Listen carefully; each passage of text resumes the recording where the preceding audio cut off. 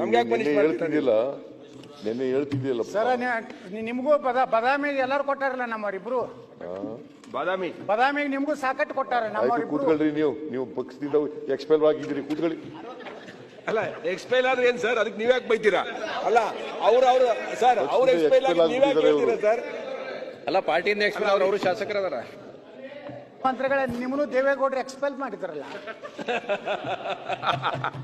ನಮ್ಮನ್ನು ಎಕ್ಸ್ಪೆಲ್ ಮಾಡಿದ್ರು ಸರ್ ದೇವೇಗೌಡರು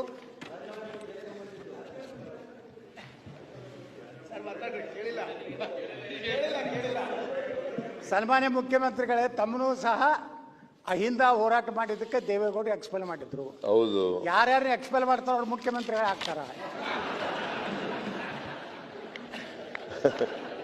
ಈಗ ನೀವು ಮುಖ್ಯಮಂತ್ರಿ ಆದ್ರೆ ಬಹಳ ಸಂತೋಷ.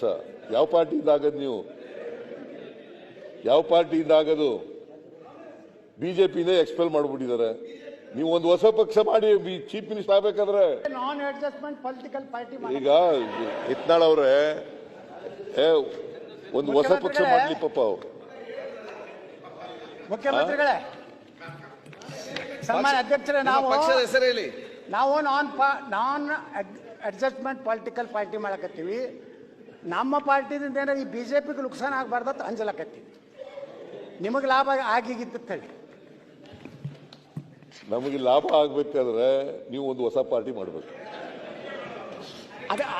ಅದಕ್ಕೆ ಹೆಂಗಾದ್ರು ಇದು ಮುಖ್ಯಮಂತ್ರಿ ತಮ್ಮದು ಕೊನೆಯ ಅವಧಿ ಇದೆ, ಮುಂದಂತರೂ ನೀವು ಮುಖ್ಯಮಂತ್ರಿ ಆಗುದಿಲ್ಲ ಅಂತ ಹೇಳಿಬಿಟ್ಟಿರಿ.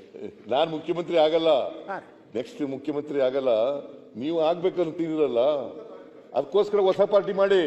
ಅದೇ ಸರ್, ಈಗ ನೀವು ಮುಖ್ಯಮಂತ್ರಿ ಆಗುದಿಲ್ಲ ಅಂದ್ರೆ ನಿಮ್ಮ ಏನು ಓಟ್ ಅದೋ ಎಲ್ಲ ನಮ್ಮ ಕಡೆ ಬರ್ತಾವ, ನಾವು ಮುಖ್ಯಮಂತ್ರಿ ಆಗ್ತೀವಿ.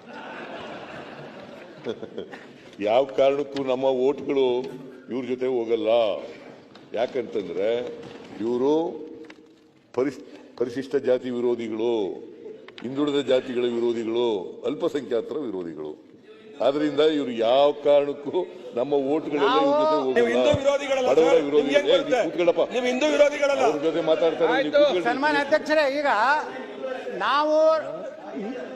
ನಾವು ನಿಮ್ಮ ಅತ್ಯಂತ ಪ್ರೀತಿಯ ಶಿಷ್ಯ ರಾಜಣ್ಣವ್ರು ಕೂಡ ಪಾರ್ಟಿ ಮಾಡ್ತೀವಿ. ಅದ್ರ ಜೊತೆಗೆ ನಾವು ಬರೇ ದೇಶದ್ರೋಹಿಗಳ ವಿರೋಧಿಗಳು, ನಾವು ಪರಿಶಿಷ್ಟ ಜಾತಿಯ ವಿರೋಧಿಗಳಲ್ಲ. ನಮ್ಮ ದೇಶದ ಎಲ್ಲ ಜನಾಂಗ ಬಹಿರಂಗವಾಗಿ ಟೋಪಿ ಹಾಕಿರೋರು ಓಟ್ ಬೇಡ ಅಂತ ಹೇಳೋರು ಯಾರು? ಓಟ್ ಬೇಡ ಅಂತ ಹೇಳೋದು ನಾನೇ ಬಿಡ್ರಿ. ಅದ್ರಾಗೆ ಇವರು ಈ ದೇಶದಲ್ಲಿ ಅವ್ರು ಓಟ್ ಬೇಡ ಅಂತ ಹೇಳೋದು ನಾನೇ. ಏನು ಅದಕ್ಕೇನು ಭಯ ಇಲ್ಲ, ಅಂಜಿಕಿಲ್ಲ, ಏನು ಯಾರ್ದು ಬಿಡೇ ಇಲ್ಲ.